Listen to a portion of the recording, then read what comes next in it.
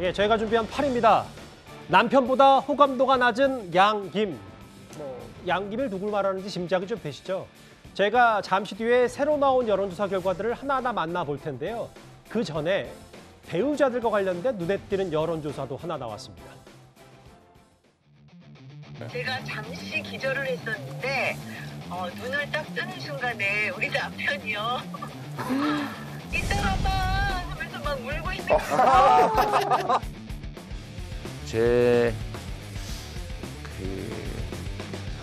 참 이게 면목이 없습니다. 제가 좀 더 세밀하게 살피고 또 경계했어야 마땅한데 그게 부족했다는 점에 대해서 다시 한번 사죄 말씀드립니다. 잘 보이려 경력을 부풀리고 잘못 적은 것도 있었습니다. 과거의 잘못을 깊이 반성하고 국민의 능력에 어긋나지 않도록 또 조심하겠습니다.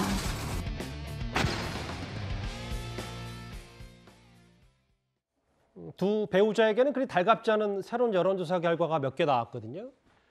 배우자 의혹, 김혜경 씨의 법인카드 유용 의혹이 영향을 줄 것이라는 게 과반을 넘었고, 김건희 씨 통화 녹음도 과반은 못 미쳤지만 영향을 줄 것이라는 의견이 44%였습니다. 또 하나 있어요. 대선 후보 호감도에서 남편들은 4점대인데 배우자 김혜경 3.32, 김건희 3.06.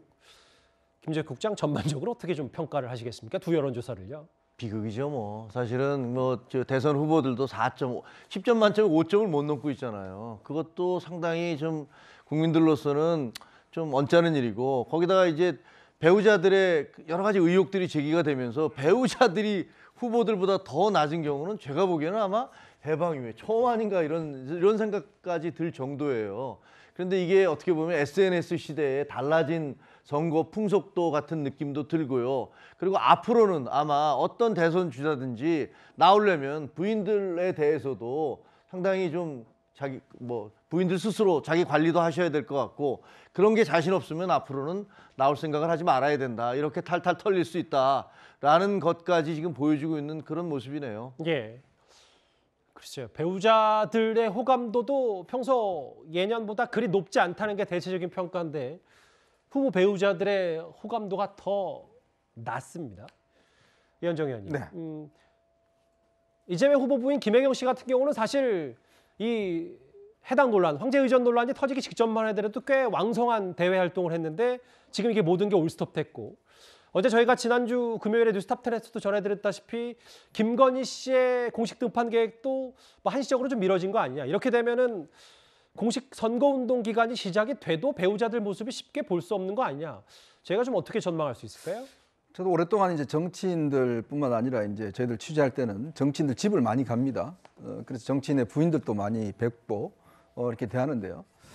이게 참 본인 뜻에 따라서 정치를 하는 건 아니지 않습니까? 정치인 부인이 된 건 아니잖아요. 남편이 정치를 하니까 어쩔 수 없이 이제 한 것인데, 그렇다면 이제 본인의 어떤 공적 의식 이런 것들이 분명히 또 있어야 되는 것이거든요. 예. 지금 이 두 부인의 문제가 다 언제 때 이야기냐면 멀리 갈 것도 아닙니다. 다 지난해 이야기입니다. 즉 지난해 뭐냐면 두 분 다 대통령 후보에 나서기 위한 그 시점입니다. 자, 김건희 씨 같은 경우는 그 후보 나서기로 결심하고 난 다음에 이 서울의 소리와 이 직원하고 통화한 내용이에요.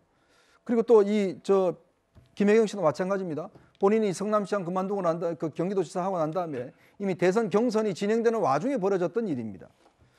저는 참 너무 안타까운 게 뭐냐면 두 분 다 남편이 이렇게 대선 후보로 뛰어나서고 국민들한테 일거수일투족 감시받고 평가받고 이런 상황에서 과연 이런 행동을 기본적으로 상식이 있다면 이런 행동을 했을까?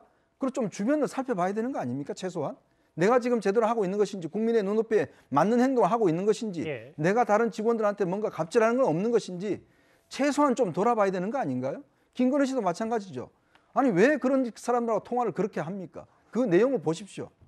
정말 국민들이 보면서 과연 이런 분들이 정말 나라의 어떤 영부인들을 우리가 모셔야 되는 분인가 라는 자괴감을 갖지 않겠어요? 그래서 저는 여론조사 결과가 나오는 겁니다. 제발 좀 공적 의식을 좀 가지시기 바랍니다. 이 얘기도 핵심 내용만 좀 짚어볼게요. 복희양 대변인.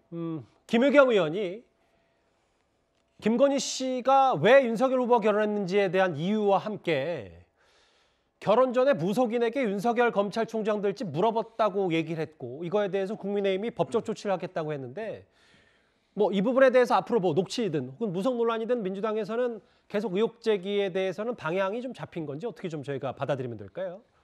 저희는 네거티브는 그만하겠다라고 선언을 했고 예. 하지만 이제 그 이후에 워낙 그 국민의힘 쪽에서 뭐 의혹 공세를 파상적으로 해오지 않습니까? 네. 아들 뭐 병원 문제까지도 뭐 얘기를 하고 이미 증명된 것들까지도 계속해서 이렇게 공격을 해오고 있어서 예. 참 난감합니다. 이제 이 부분은 개인 의원 차원에서 과거에 검찰총장 될 거냐라고 물어봤던 것 그리고 뭐 조국이 대통령 될 거냐라고 그 역술인에게 물어봤던 것 이런 것들에 대한 제보를 김의겸 의원이 받아서 한 모양인데 이거를 당 차원에서 팩트를 검증하거나 그렇게 하지 않았습니다. 왜냐하면 개별 의원 차원의 의정 활동의 한 부분이기 때문에 그래서 이 부분에 대해서는 잘못됐다라고 하면 이 부분도 밝히면 되죠.